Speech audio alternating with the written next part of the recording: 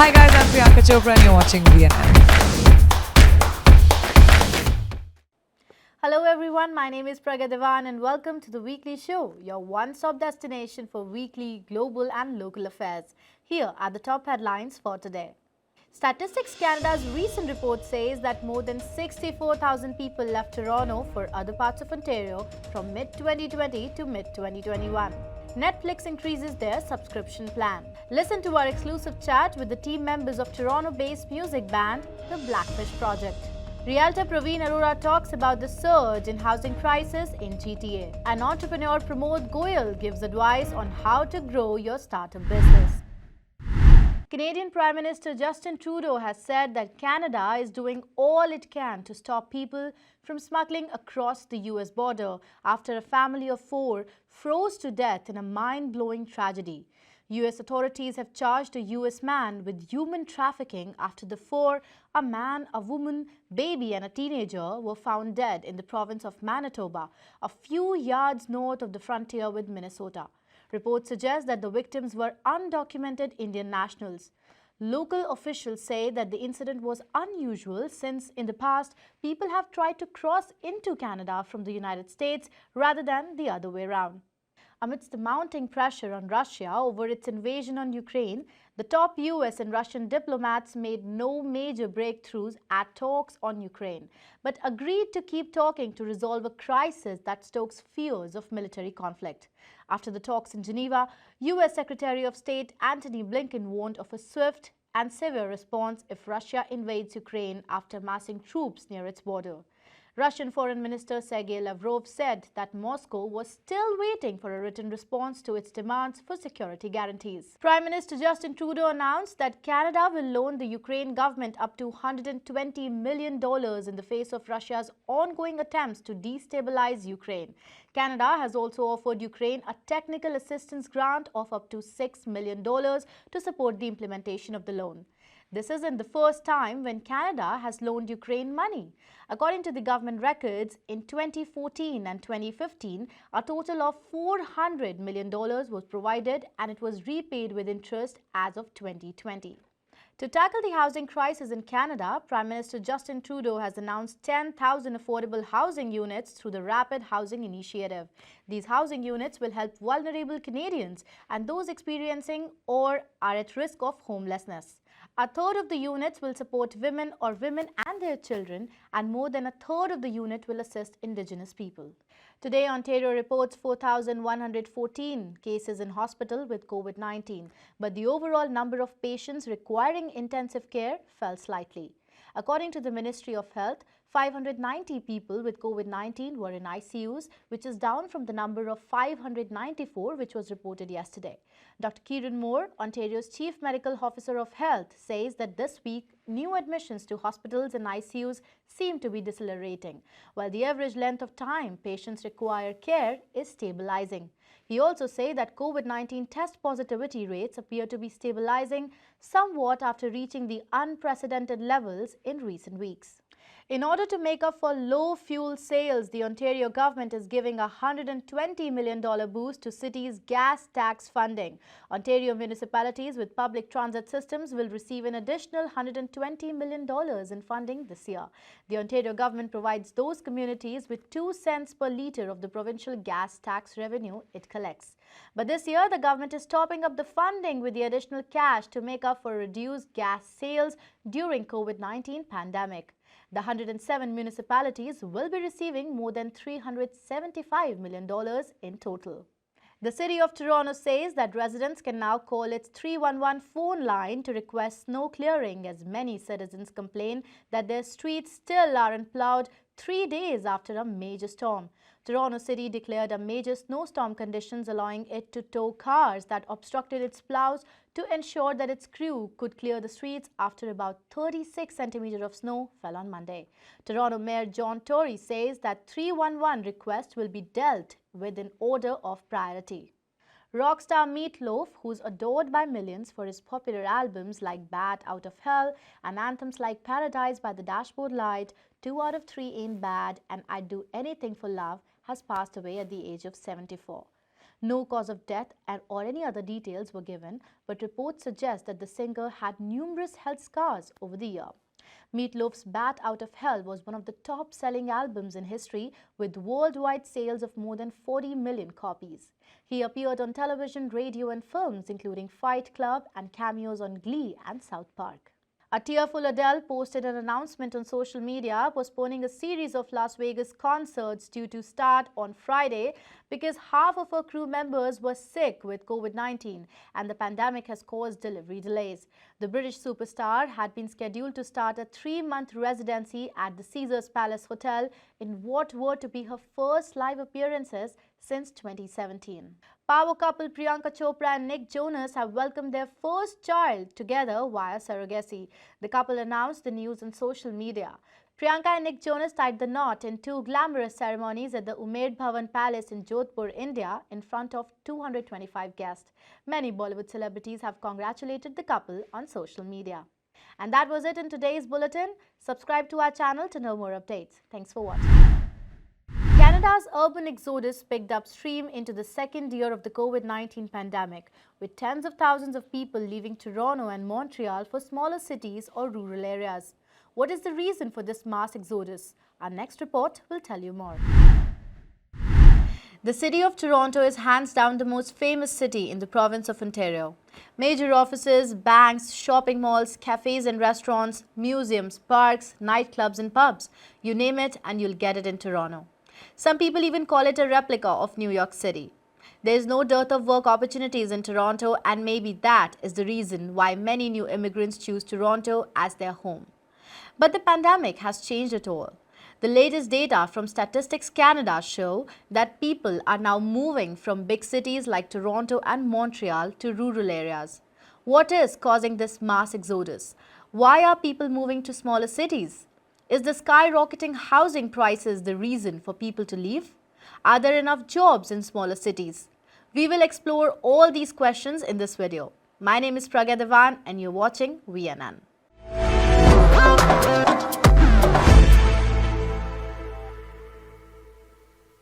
According to Statistics Canada, population estimates more than 64,000 people left Toronto for other parts of Ontario from mid-2020 to mid-2021, and there are 6,600 more who are switching the province. Here's another statistics. Montreal, Canada's second largest city, lost nearly 40,000 residents to other areas of Quebec, up 60% on the year, with another 3,600 moving out of the province. What do these numbers tell us? That people are moving swiftly and bidding goodbye to big cities and its mostly unaffordable cost of living. But what are the factors that led to this mass exodus? Statistics Canada say that net international migration to Canada dropped by more than half from before the pandemic, making it the leading factor behind the slower growth of cities. Due to the pandemic, a sizable number of Canadians have fled larger cities due to multiple reasons like job loss, health crisis, and also because home affordability has worsened. People are moving from the bigger cities to the smaller ones, outskirts, because few regions nowadays, a lot of people are working from home, so they don't have any problem because they don't need to commute on a daily basis. That's the one reason. And the second thing it is because outside the prices are still low and their gap is not that much. Let's say if somebody is selling a house in Toronto area for 1.5 million, they can get a bigger and better house outskirts, maybe by adding another $200,000 to $300,000. But if they want to buy the similar type of property in Toronto, they may need to add $600,000 to $700,000 from their existing home. So that's the one reason. And secondly, because commuting is not a big problem, especially nowadays, they don't need to commute on a daily basis. Yeah. So they don't mind even living a little bit outside. So if somebody commuting once a week, some of them they commuting twice a week, so it's not that bad commuting before that. The rise in the number of remote jobs is another reason because of which tens of thousands of Canadians flee large and expensive cities in search of more space and cheaper real estate in small centers, cottage towns and coastal regions. This in return has helped in a nationwide housing boom, with housing prices rising sharply in small towns than in urban centers. Nationwide, the typical home in Canada now costs $780,400, up 34% or by almost 200,000 since March 2020. Big cities like Toronto and Montreal bear the brunt of mass exodus, which further fuel worries that locals could be priced out and putting pressure on municipal services. But smaller cities like Halifax have fared well in this situation. If we look at numbers, Halifax added more than 6,000 people in the year up to June 30th, 2021, with the vast majority arriving out of province. Rural Quebec has boomed, adding more than 25,000 people from urban centres within the predominantly French-speaking province. The cities in the area around Toronto called the Golden Horseshoe are also seeing strong inflows. Oshawa added 8,000 people as residents flowed out of Toronto, and both Hamilton and St. Catharines gained nearly 5,000 people. There is clearly a shift from big cities to small towns. But will this change sustain or will it fade with restrictions easing out? We will let time decide. Streaming giant Netflix has increased its subscription rates in US and Canada amidst tough competition from other streaming platforms like Amazon and Disney+. Check out our next report to know more. Streaming services became the sole source of entertainment for people amidst the worldwide shutdown of movie theaters due to COVID-19. Netflix is one of the biggest streaming services in the world. It enjoys 213.6 million global subscribers, and yet this figure is not enough to save Netflix from the growing competition. The company has now decided to increase its subscription rates and is soon to become the costliest streaming service in the world. What is the reason behind this price hike and why now? We will find out in this video. My name is Pragya Devan and you're watching VNN.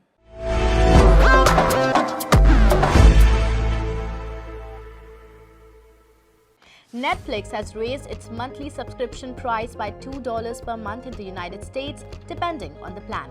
The company says that the new prices will help pay for new programming to compete in the crowded streaming market. The standard plan, which allows for 2 simultaneous streams, now costs $15.49 per month, up from $13.99 in the United States. Prices also went up in Canada, where the standard plan climbed to $16.49 from $14.99. Netflix spokesperson said in a statement, and I quote, "We understand people have more entertainment choices than ever, and we are committed to delivering an even better experience for our members. We are updating our prices so that we can continue to offer a wide variety of quality entertainment options."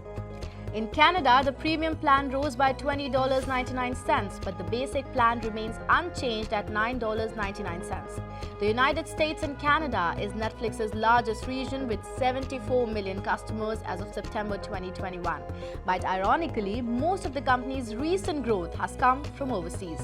Like other industries, Netflix's subscriber growth slowed from a boom early in the COVID-19 pandemic. It also faces tough competition from companies like Walt Disney, Amazon, Apple, etc., which are among the rivals, pouring billions into new programming.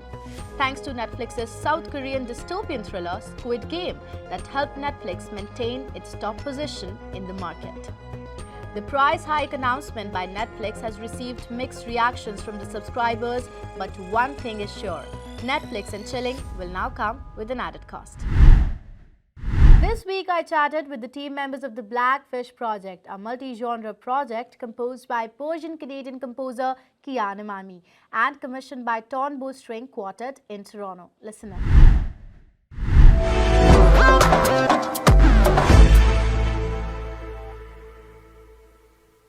So first of all, thank you guys for joining us and welcome to Voice News Network. Thank you for having us. Thank you. So, I read about this amazing project that you have come up with called the Blackfish Project. Tell me about it. What is it? Well, the Blackfish Project, it started a few years ago before the pandemic, and we'll explain that in a little bit as well.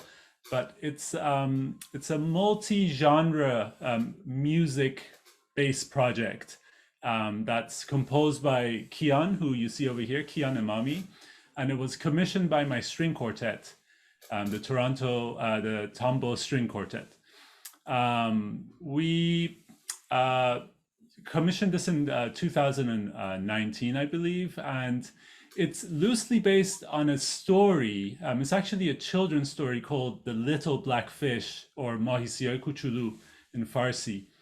So it's a Persian book that a lot of our friends, my parents, generation like before us and our generation grew up with, and it tells the story of a little black fish that's wondering what's on the other side of its pond. And so it gets really brave and wants to go and explore, but everyone's like, no, you can't do this, and this is going to end up in a lot of trouble for you, but he persists and goes and explores the whatnot and has a whole bunch of different experiences. But the book was also written with a really clear adult audience in mind. So it's really written like for adults and children alike. And so we're kind of seeing it from more from the adult lens. And so Kian can explain a little bit more about the process of how we came up with it. But the Blackfish Project is basically interpretation of that book through the adult lens, and we've drawn it up in 4 parts. So it has the music that was commissioned in 2019, and then the album recording. So once the music was written out, then we rehearsed and had an album recording. And this already happened amazingly, despite the pandemic. And then the 3rd part is the concert, which we'll do it with the album launch at the same time, hoping to do it in the spring. And the final part is the film that's being made for the Blackfish.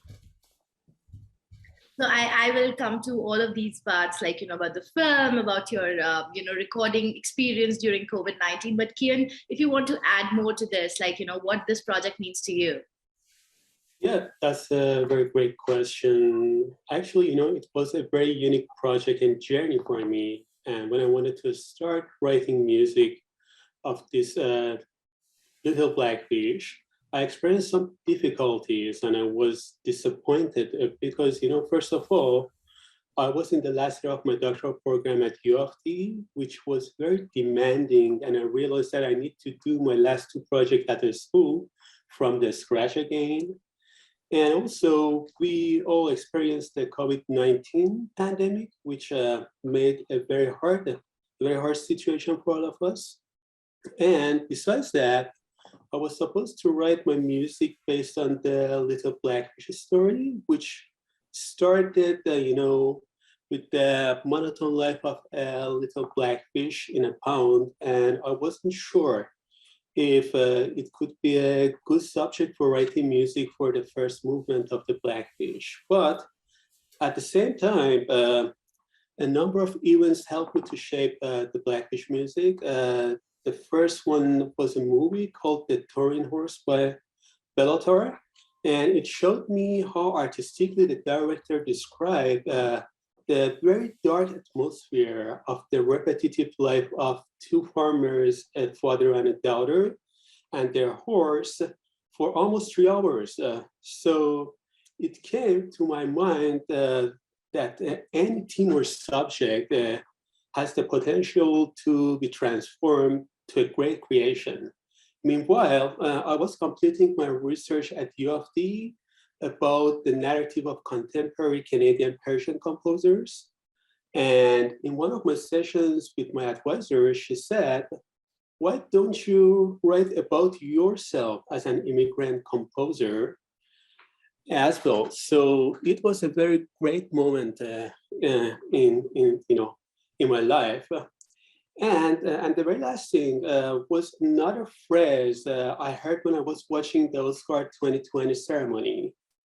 One of the winners said this quote from Martin Scorsese: the most personal is the most creative.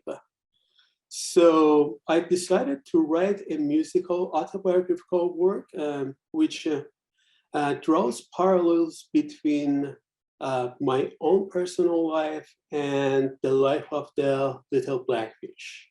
Mm-hmm. Yeah. And the amazing part about the Blackfish project is this, the team comprises of like people from diverse backgrounds. Like I was reading about the team members on your website. Tell me more about it. Like what was the process like to, bring all of these people together? For me, it was one of the most exciting parts of the project. It was really putting together all my friends and colleagues that I know, that I've met over the years, and kind of like choosing and discussing with Kian who would be suitable for this.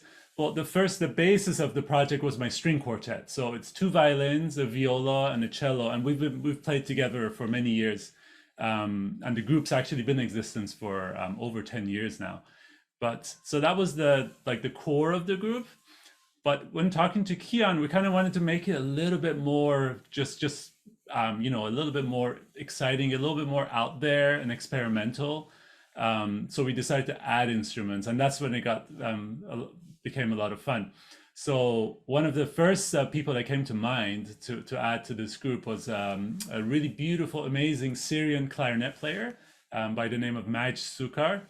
And he's an incredible, I don't know if you heard of him, or if you can check out his Instagram. He's a very well-versed Middle Eastern clarinet player. He improvises really beautifully, very soulful clarinet playing. It's very different than your like Western clarinet, which is just a lot more structured, and he can play very extremely freely. And we thought he would be an excellent match for the story of the Blackfish and the Blackfish project. He's also versed in jazz, so he's kind of combining that, which takes me to the next person we chose, which is Andrew Downing, an incredible bass player. He comes from the jazz world, and he's got this capability to not just play jazz but also connect with other styles of music, so classical to like the Middle Eastern music to other kinds of world music. He's just done a lot of collaboration in his life. He's like a Juno award-winning player, and very phenomenal. So we're very actually grateful to have him in the ensemble. Privileged to have him. And then we have 2 more percussionists who are playing a whole range of percussion instruments. So they're playing many instruments that maybe Kian can explain some of the instruments that the percussions are playing. You want to go ahead? Yeah, the most important one is the vibraphone, which is a very important instrument in the ensemble because of it elaborates the sound of the little blackfish in my mind, and I really love the way that Pino plays that instrument. Pino is one of there our are lots of players, other yes. instruments. We have Eastern percussion instruments like tombak and some other instruments which are similar to that, for example. So they have a very good relation, and it shows very good my background, as an immigrant composer, and also we use a variety of different classical percussion instruments in this project too.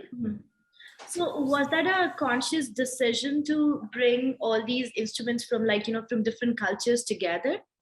Absolutely. Yeah, absolutely. That was a big part of the project, that we wanted to kind of cross genres quite a bit, not just a little bit. We wanted to really go and, make a big mix of different things. So in our recording, that's we're working on, it's not it's not released yet, but we've recorded the material, and you will hear, things that will sound like very classical string quartet sound in some parts, and parts that sound like, a Middle Eastern movie music, very soulful and emotional. And then there's sections that maybe, there's electronic music in there that Kian is superimposing on it. There's jazz, there's a lot. And I think bringing all of this together really just makes it more, tells the story better. And it just helps us be more expressive. And with our instruments, we try to imitate the sound inside the story, and in my background with just acoustic sounds, like for example seagull sounds or water sound. They are not recorded, and they are just imitated acoustically with the real instruments. Mhm. Yeah. So you have a fantastic name for the project. You have an amazing story behind the project, and as you mentioned, you have like great team members. But if I ask you, what is the goal? What is the message? The aim of this project? What would that be? Yeah, it's ties back to the story that it was, inspired from and is adapted from. In that story, it's the little blackfish. Yeah, it's crossing the pond and trying to find the world that's beyond the pond, and expand its horizons and learn more about things, the unknown. And in some ways, we're discussing this, with our film director as well, and it's we're kind of telling the story that we're all blackfish in this world. We have a lot of unknowns. There's lots of stuff that I don't know about, that Kian doesn't know about, and we're all of us in a way. What we're trying to do with this project is to really emphasize that we can each kind of dive into the world of the unknown and learn so much more. There's just so much to be learned, and it kind of reflects like Canadian society in a way as well, because we all come from all these different backgrounds, and each person brings something new, and that's what really makes Canada so great, is the ability for each person to come and express themselves in their own language and in their own culture, and at the same time take learn from other cultures and then create some kind of mixture of the two or three or many. So I think our goal in a way is just to remind our audience that we are all blackfish. Yeah. Kian, you want to add something to this? Yeah, I totally agree with Bijan that we try to find our way and think about our past, especially me when I was created the work. And that was a very unique experience for me to retell my story and the story of the little blackfish, because I read that book when I was very, very young. I think I was probably 8 or 10 years. And then when I got back to that story and read it again, I realized that the message in the story, which was very interesting for me, was that I could see myself as that blackfish as well. So that was a very, very wonderful thing inside that story for me. Mm-hmm. Vision, It was like a mirror for me, I could see myself inside it. Yeah, as a blackfish. As a blackfish, yeah. So Vision, you mentioned about the unknowns, and you told me that you guys did most of the recording during COVID-19 restrictions, and again, that is something which we never anticipated. So what was the experience like? Were there any delays, and what were the challenges that you guys faced? Yes, that was we was just delay after delay after delay. It was very tricky because we commissioned this. We'd applied for a number of grants before the pandemic, and then we'd received we'd been awarded these grants so we could start work. We were very excited to start, and then the pandemic hit. So it's just I was calling Kian every day basically. We're like, all right, so what do we do? Can we do this? He said, no, this doesn't look good. We can't. No, we're not allowed. I'm like, yeah, I guess so. We just have to wait. And then after a while, I just got so impatient that I was reading it into forums, finding about how did people play online together, not just the way that they record and then they sync it up, but actually to play together in real time. And it's extremely challenging because of what's known as latency. So as when you play something, the person hears it a little bit late. Yeah. It might not seem like a big deal, but for musicians to actually rehearse, even that little tiny bit of delay messes up everything. You just get slower and slower, and you just because you're waiting for the other person to play.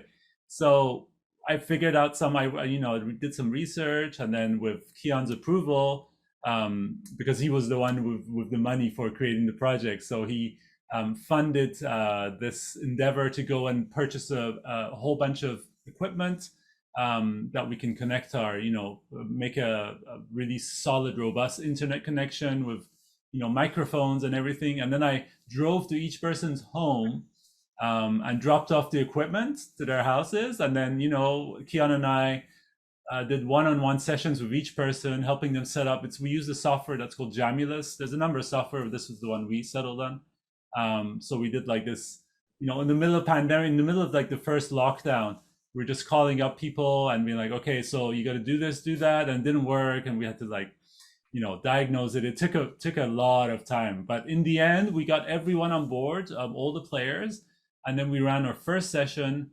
as a workshop, because as part of the creation process, we had these workshops that Kian was going to run his ideas by, and just to get a feel of like what it's going to sound with all these different players. Of course, we planned on doing that in one room at the time, but then this way we're like, at least we can actually get to hear what it sounds like, even though the people are all in their own homes. So we tried that. It was pretty successful, and the session got recorded. The recording was even higher quality than what you heard at the time. And so that was our first workshop. And then we're like, great, so we're going to do 2 more workshops like this based on the feedback we received from the first workshop. And that actually, I think that was enough of a push that Kian could complete his piece after the 3rd workshop. It was amazing.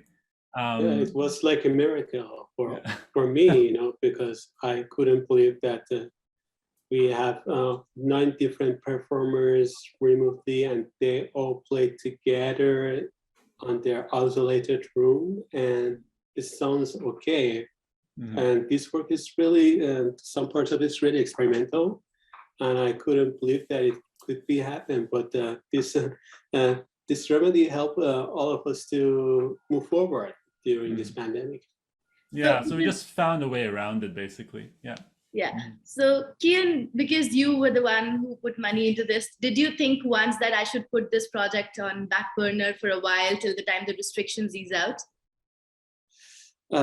Actually, yeah, we had a very challenging time. I wasn't sure. I contacted the grant offices in Ontario, Toronto, and Canada councils, and they were really supportive, and they could understand. And we extended the timeline because we're supposed to do it much earlier. So, but I thought that the time can solve this thing, and we had a great team. They were very supportive, and they were ready to do anything we asked them for. So with this great team and the support of the, all the people, we managed to, go ahead. So the short answer is yes, Kian hasn't asked for his money back yet. Well, talking about money, your album is slated to release this spring, and you guys have reached the goal of raising $10,000 with a crowdfunding campaign. So tell us, how was your experience like, and what you have to say on this like amazing, exhilarating response that you've received from people? Yeah, this was a bit of a scary experiment for us, because we've both done like some small crowdfund projects before, but never, this big and with this many people involved. So we thought, and it was getting late too, because usually you should do your fundraising, before the end of December. So it was December it happened, and we'd organized the video, everything was organized, but by the time we launched it, it was like 2 weeks in December. So Kian and I were both very nervous that it's just going to be a total flop. We're going to raise like $100, But in the end, what happened is, as soon as we launched it, we had like all these people, like in the first 2-3 hours, who'd known about the project. They immediately donated amounts like much more than we expected. So it kind of gave a big push. Like we got, $2,000-3,000, like I think over $3,000 in the first 24 hours. Of the campaign, and that kind of gave it a lot of momentum, and everyone was posting, sharing, this is an amazing project, like you should definitely donate to. So basically just when they took it from our hands and they just spread the message, and it was incredible. In 4 weeks we raised over $10,000. Yeah, that was really great for all of us. And especially honestly, sorry Kian, but especially like it gave us so much energy, that, oh, we're doing the right thing. It's you guys aren't just left to your own devices. People are there and really they want to support you, and they really are interested in hearing the final result. It's not just like, oh, you guys are desperate, here's some money. No, they want to really hear the project. Yeah. So that was very nice to get. To me, honestly, it was like a light at the end of the tunnel. So I really, really appreciate it. All the support. Yeah, certainly you're not complaining. No, not at all. That's right. So finally, tell us about the art film, which is going to be the final phase of the Blackfish project. Yeah, Kian, do you want to start that? Yeah, sure. So, first of all, finding the right director for this art film who has a similar view as mine was not easy. And we had interview sessions with several candidates until we found a very good fit. And not only the director, Hadi Dinebari, knows the word of the story and his author very well, but also he was very interested in the music of the Blackfish and our point of view about the project. So the director and I had many sessions together to exchange our ideas and shape our thoughts about this project. Yeah, so a part of the one of the grants we received later, so this is after we created the project, we applied for some more grants to get this project to the performance and recording stage. And of course, grants they don't fully fund you ever, but they help you get started. So one of these grants was that we got money from the Canadian government from the Canada Arts Council to create a digital version of this project, which includes like a visual component to it. So we're debating about how to do this. We're looking to animation for a little while, but then we settled on actually doing a film, like an art film, and that's when it all started. And we found our our director, and then there was a lot of discussions of how we're going to do this, and yeah, we can't talk about it too much because it's a work in process, and it's very, very delicate, and it totally depends on the music. So our director he's basically asking us every day, he's like, is the music, is it done? Like, do you have the final version yet? So because he really needs to know exactly what it is until he can really start the work. So but yeah, that's the process we're in right now, and it's very exciting to be able to put a visual component to this music and kind of add another dimension to this project. Yeah. So before I let you guys go, would it be possible for you to play something for our viewers? I don't know if that's possible. Yeah, you mean on right now on Zoom? I would be able to play maybe a little section. Would that be okay, Kian? Yeah. Mm-hmm. Yeah, absolutely. Should I play the first movement? Here it is.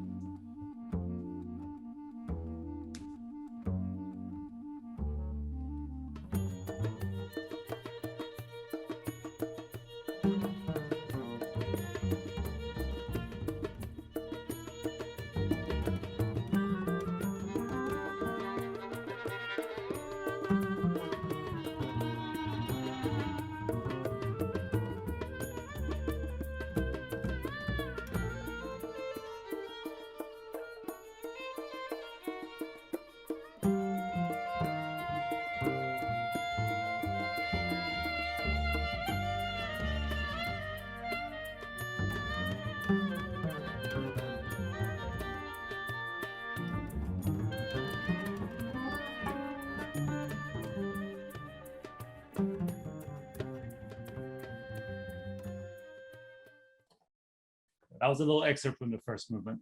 That is so good. Thank you. Thank you. We're excited to share the full work in the spring. Yeah. Well, I wish you guys good luck for your Blackfish project, and thank you so much for joining us and sharing this wonderful insight. Absolutely. Thank you for having us, and we look forward to sharing more about this. Yeah, it was a pleasure. Thank you so much for your time. The average price of a property in GTA jumped to 17.8% in 2021 compared with 2020, according to the Toronto Regional Real Estate Board. Realtors Praveen Arora and Sam Dillon discussed various factors that contribute to higher prices in real estate. Listen in.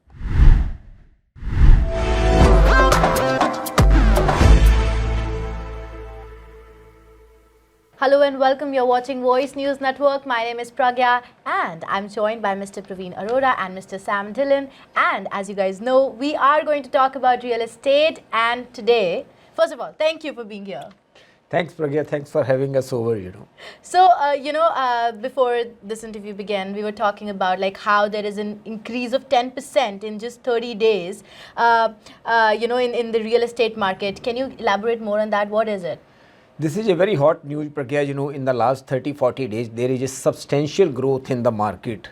And the reason what we see in certain pockets, even is 8 to 10% growth in the market. It's a unusual number. We never saw this type of growth before, If we really see the property which was selling for 1 million about 30-40 days ago, and the same property is selling now more than 1.1 million. And that's it is happened in the market. But the reason behind this one, what we see, Pragya, because in the month of December, lot of people, they don't bring their properties in the market because everybody thinks this is a holiday season, so we will wait for this time and then we will come back in the market in spring. So that's why inventory was really low in certain pockets of the GTA during the month of December in the last 30-40 days.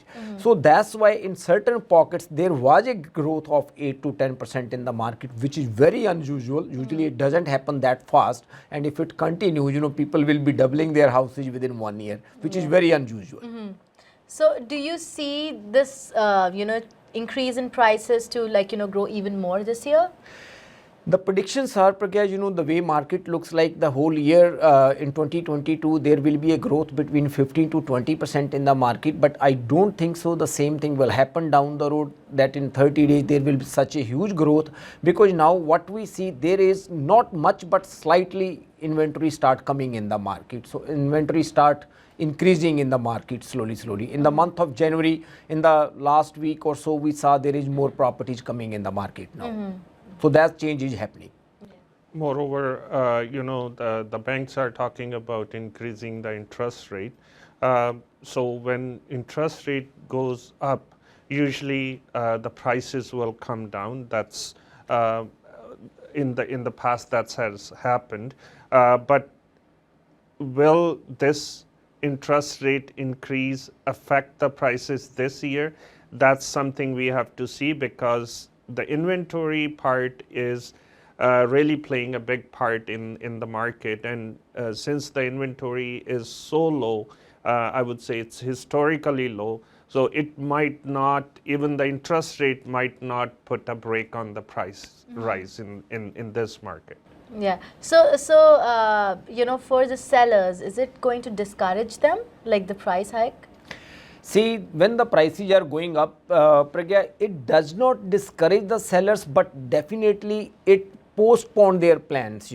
Let's say if I am deciding to move this year, and I want to upsize house or downsize house, sometimes, I think this way, even though that thought process doesn't make sense to me, because let us say if I am upsizing the house and if I think, oh, the prices are going up, let me wait for another month or two, my house will be 50,000 more, but at the same time the property which I will be buying, that will be maybe 100,000 more, because market is playing part on both sides. But yes, there are some sellers, they don't have any constructive plan after sale of their property, and some of them, they want to retire. They think, oh, that's okay, we will sell this property and we are moving to the different part of Canada.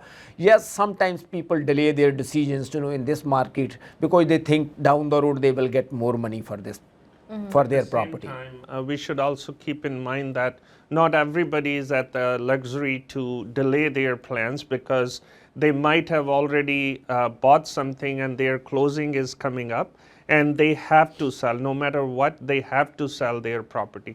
So, that force is also going to affect the inventory. It's not that everybody has this luxury that, okay, let's wait until the prices go another 5 or 10% up. Real estate buying, selling is a time-bound activity because you close one property and then you close the other property, or you close both at the same time. So most of the people, they have to live somewhere. They just can't sell their property and be out on the road, or renting even in this market is not a very viable option because again, you're paying for somebody else's mortgage. So why would I sell my property and pay for somebody else's mortgage? So the inventory will keep low, but at the same time,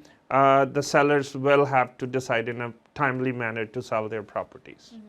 So what's the average window for a person who wants to sell his property? 6 to 8 weeks? I read it somewhere. Is it more? There is the timeline, because usually people, when they sell the property, they are looking for 60, 90 days closing. That's the mostly sellers looking in the market. But selling property nowadays, Pragya, it all depends on the area. And some of the areas you can sell the property within 2 to 3 days. Some of the areas maybe within a week or two. It all depends on the area and the type of the property. But most of the property in GTA area, especially nowadays, are selling within a week or so. Yeah. And because you were talking about interest rates going high, like Bank Right. of Canada just announced, and inflation is there, do you think it's going to impact the rates going up? Definitely these things bring some sort of fear in people's mind. Let's put it this way, if the news are there that the bank will increase the interest rate, then the sellers get a little bit more aggressive. So let us sell the property before there is any correction comes in the market. But at the same time, buyers also slows down little bit. They think, oh, let us wait for another month or two, then we will have a better option.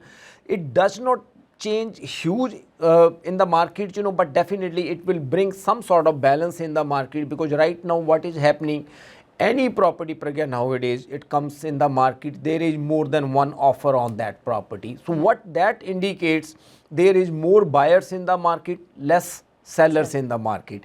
So that ratio is really in balance right now. So with these type of changes, or if there is any news or change comes in the market, it will stabilize, it will balance the ratio between the buyers and sellers. So because there's a lot of confusion whether this is the best time to sell or not, should we wait or what? So what would be your final message to the viewers? See, the thing is this, we discussed this thing few times before, especially for the first time buyers. I always say this thing, and I always encourage one thing. If they do decide to live in a GTA market in this area, yes, if they have any other plans, then it could be a different story. But if they decide to live in this GTA market, whenever they get the opportunity according to their affordability and requirement, they should enter in the market. The reason why, even there is no change in the market, let us put this way, if it's a stable market, still they will be building their equity in their house. So entering in the market is always a good idea, especially for the first time buyer, if they have a plan to live in this province, right? And secondly, for the other people, those people want to upsize or downsize their properties, for them, I don't think so market matters much, because the market is behaving on both sides. Which way they are buying, the same way they are selling. Yes, especially the people, those people are downsizing, they are getting some advantage when the market is going up, because they are selling at the higher price, they are buying at the lower price, because the properties, those are smaller, their percentage growth is less. But those people are upsizing, they should also take fast decision, because the gap between their existing property and the property which they are buying is going bigger day by day. Yeah. So the only people, those people are downsizing, this market may not be a good scenario for them. Maybe a good scenario for them, but for the other people, because they are taking the same market opportunity either on buying side or selling side. Yeah. Do you want to add anything to this? Definitely, there's, as Praveen said, the buyers especially should get into the market as soon as possible, because there's no such thing as a good market. It's whenever you are ready to buy, the market is good for you to buy. Whenever you are ready to sell, the market is good for you to sell. You know, the ratio, if you are upsizing or downsizing, the ratio will not change unless there's a drastic change in the market. So if you're selling high, you will buy high. If you're selling low, you will buy low. Yeah. So that always continues no matter what kind of market it is. So I think it is a good advice. Like if you're a seller, maybe we shouldn't wait that much. It's the time, and if you're a buyer, then obviously we need to like get into something like whatever fits our budget, right? That's right. And for the first time buyers, Pragya, because that's a very, I would say, main concern in the market right now for everyone, because they are the people, it's difficult for them to enter in the market. For them, as we are talking from time to time now, outside GTA, there are so many small towns, even over there a lot of construction is coming up, so people are moving in those area. That is a good option, I think so, because even if you are driving half an hour, 45 minutes, it makes sense, at least you are able to secure a property in this market. And on the top of that, there are some people, they are also buying in the other provinces right now. Calgary is another area where a lot of people are buying the property there. I would think, that is also a good option to, at least, if you are thinking to invest in real estate market, if you are not able to buy here, so you can secure some property there. So you are entering in the market. So in GTA especially, whenever you get the opportunity, definitely I will recommend, you should be buying the property, whatever your affordability is. That's a good advice. So for all our viewers, if you need any more information on this, you know what to do. You can see Team Aurora's contact information at the bottom of your screen. And thank you so much for joining us. Thanks, Pragya. Thank you. President and CEO of Canada-wide Financial Corporation, Pramod Goyal, talks to VNN's editor-in-chief, Bala Menon, about how to build a successful startup business.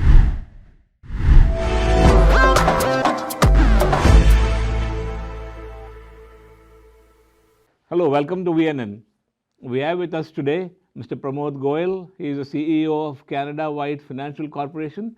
He is a management consultant, a financial strategist, and helps to grow businesses into big businesses rather. Welcome to VNN, Pramod. Thank you, Bala. I think you should best describe your job and what exactly you do with your company.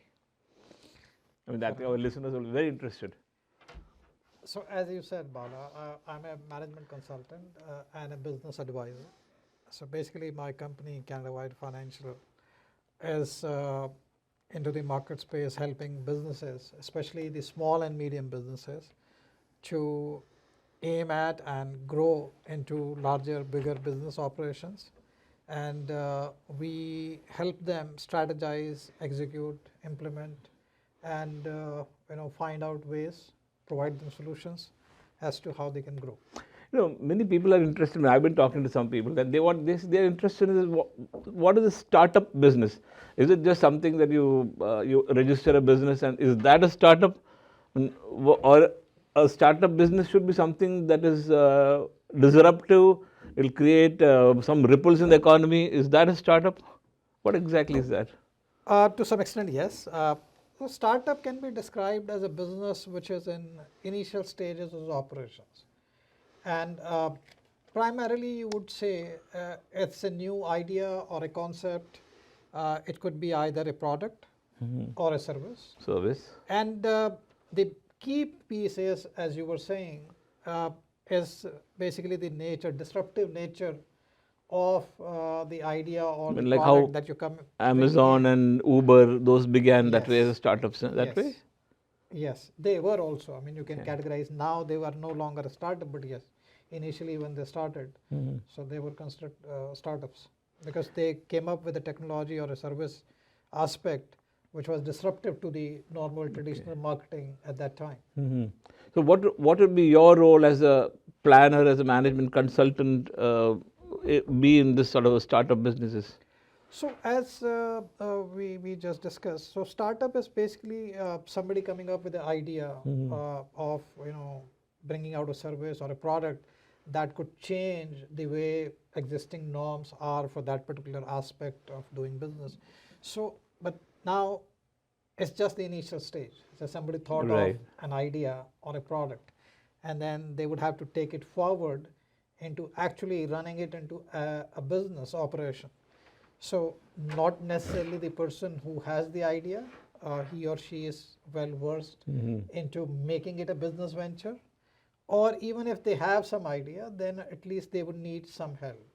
It could be in terms of putting up the business plan, doing some kind of market research, in terms of setting up the entity, the legal requirements, if any, to do those kind of businesses. Then important, to secure financing or the funding to support your business idea or venture. And then another important aspect is to bring necessary amount of people or skill sets to support you to take that idea forward. And of course then actual operations, then marketing.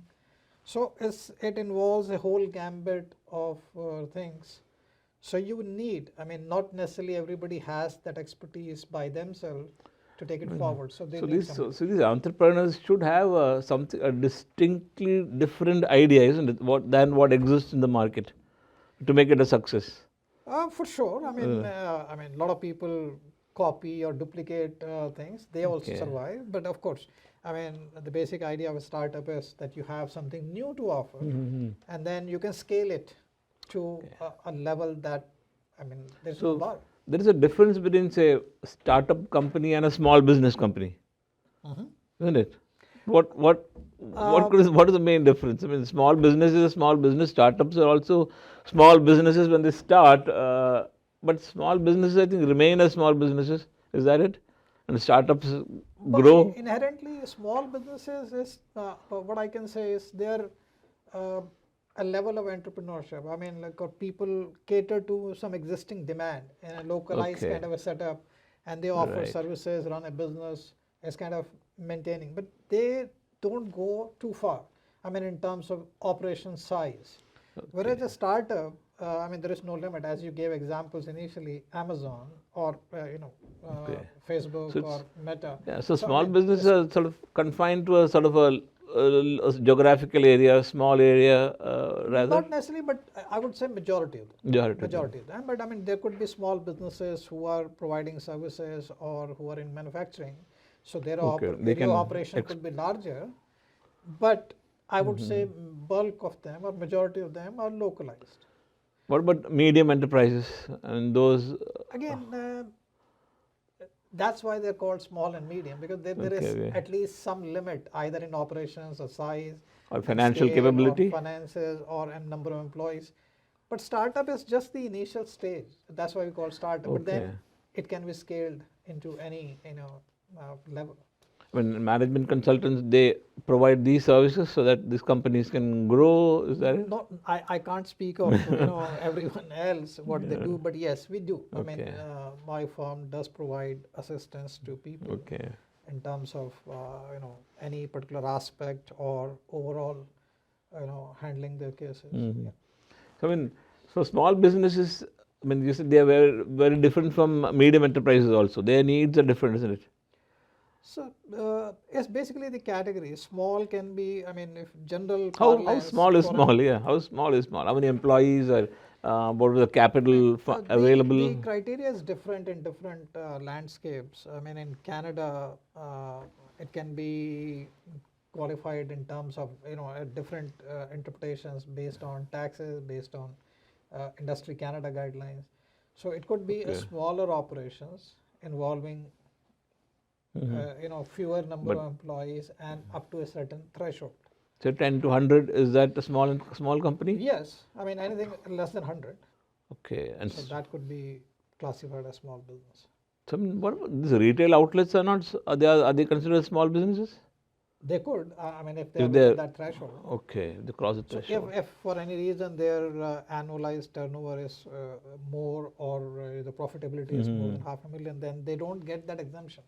You can still qualify them as small business, but then there, as I said, the distinction is based on Industry Canada guideline, but CRA might have a different if we talk about local, jurisdiction. So is there plenty of government support or local government support or federal government or provincial support available to these enterprises? There are lot many programs that are supportive to startups, to small businesses, and depending on their industry, the nature of business, where they are located. So some of the programs are from the federal government, some are Okay. from provincial governments, some are even offered through local municipalities. So there are programs, even Minister of Innovation also has some schemes, but not everybody qualifies to fit in. So there are specialized programs. I mean, I think many of these startup companies, I think these entrepreneurs started up and then they want to sell it. Is that the main idea behind this? I mean, they don't want to keep those companies, isn't it? Not Usually. necessarily, but that there is a growing trend. What happens is, I mean, especially in the startup world, uh, there is a huge market for good concept, good product, good ideas, and if they have started well and they've taken it forward to a certain level, and if the potential is huge, then there are bigger companies or bigger players who want to take it forward, like do it global, and they can offer very attractive incentives for the individual entrepreneur or a team of entrepreneurs to sell that concept or to part Okay. away with the company. And in some cases, you'll be surprised. I mean, the multiples could be up to 40 to 50 times of their sales projected. So, if say somebody was able to achieve a sales of 1 million, say in the first couple of years or 3 years, and if they are relatively pretty attractive, so they could technically be able to generate 40-50 million dollars to sell that company. So average is about 10 to 15 times. So that is what I think bigger companies look for, and they swallow smaller companies. That's a growing trend. Is Yes, it- isn't it? muscle power. Yeah, it happens, and it works for both. I mean, even entrepreneurs who are new, and I mean, they also have limitations whether they would be able to take it globally, whether they want to continue in that kind of grand scheme of things, and if they are able to generate that windfall for themselves. I mean, a lot of people give in. I mean, they part away and then take up something else, what they want to do. So, and this, I was reading about this unicorn. Unicorn is a different concept. I think that I was reading somewhere that it could be a startup company, but they have $1 billion worth of investments or capital. Market capitalization. Market Market capitalization. value, you can say. I mean, and apparently there are about 1,000 unicorns in the world today, and their capital amounts to some $3 trillion. That's quite a lot of money. It's more than economies of other several countries. Absolutely. Are there any in Canada too? Quite a few. Quite a few unicorns. And are these single entrepreneurs or part of bigger companies? Normally, they have evolved now. I mean, they are now public limited companies. Like Yahoo, Google, those sort of things. There are multiple stakeholders. Yeah. Are they mainly in tech and IT? Most of them, you would say, most of them are in tech business. Especially the evolving sector, if you look at the SaaS, so the software as a service model, like Amazon or Flipkart or Airbnb or Uber, they're all SaaS-based technology products, and if you just see on all of an them app, have grown. yeah, just an app. That's it. Yeah, it's all platform-based. So I mean, in your personal capacity, I mean, if there is a startup, can you help these companies go say multinational or go? To answer your question is very tricky. I mean, yes and no both. I mean, not every product or service could get into that threshold. So depending on if any particular service or product has that potential, of course we can play some role in terms of giving them the guidelines, the suggestions, connecting them to the right people and the right resources so that they're able to take the business forward. Yeah, but I mean, why is India so popular for startups? I mean, the young talent is quite a lot in India. But lots of startups coming up there, isn't it? For in sure. many areas. I mean, if you look at the numbers, sheer number is huge. in India. Of course, I mean, Population, based the on, demographics, yeah. the number of people, the population, and in the last several years, the government has taken extra steps in terms of supporting the startup ecosystem. So quite a few, Yeah. and there is a massive, massive growth in India. Any other small, you have any ideas for small businesses which want to tell our viewers? How can they grow? That's the main, See, that's the main, again, that's what they this want. is something that people have, I mean, every day we notice that people coming out with ideas or some solutions for any particular existing, Product, problem.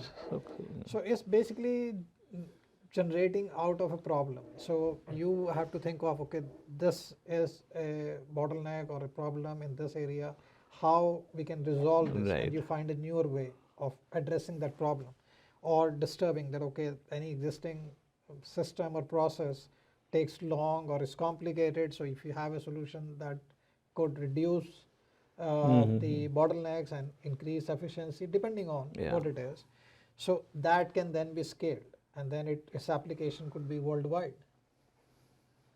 So lot of people, and these services, if you look at, they've mostly come up in the tech sector because it's easier Yeah. to do those kind of things. I mean, especially in manufacturing, it's a larger operation to begin with. So there are always issues. So, I mean, startups look attractive. I mean, of course, as Yeah, we're of course. discussing. But again, I But mean, getting the they- capital, I think that's the main difficulty, isn't it? capital, of course, I mean, depending on, not everybody has deep pockets Yeah. to start a venture. So you So need- there are fundings available, but definitely that is can be one done. area. And secondly, I mean, it is very rewarding, as we were talking about. Yeah, I But think then mainly there are from the risks satisfaction of The risks doing also, something. if Yeah, you look that's at the true. failure rates of startups, Yes, that is that's very also high, isn't it? Up to 20%, it seems? more than that. More than that. Yeah, so not everybody survives. I mean, maybe because of variety of reasons, not having good manpower or team, not having funding, or the product doesn't work, or there is, competition that gets in. Yeah. So there could be multiple reasons, but the rewards are still. And the problem, I think, I mean, if there is a good startup they start doing well, there will be a lot of copycat businesses coming in. They That do, but happens, the isn't it? initial advantage, whosoever they get it, gets I in, think. they Yeah, get that initial advantage, for sure. Okay, thank you, Pramod. That's quite an interesting discussion on what is a startup and how do you scale these small businesses, isn't it? It is interesting, and the way we are seeing the growth of startups across the globe, especially in Canada, which is also a very conducive market. Business oriented, yeah. Their Where policies. a lot of yeah, startups come up, and we talked about India again. Yes, Thank you, Pramod. welcome. I hope we can continue the discussion some other time and go into other branches of business. We Sure. can do that, yeah. Sure, we'll continue. And that is it in today's episode of The Weekly Show. We would love to hear your thoughts on the show, so type it in the comment section and tell us what you think. You can follow us on our social media handles, and if you like this video, don't forget to subscribe us so that you can get all the updates. Till then, take care and thanks for watching.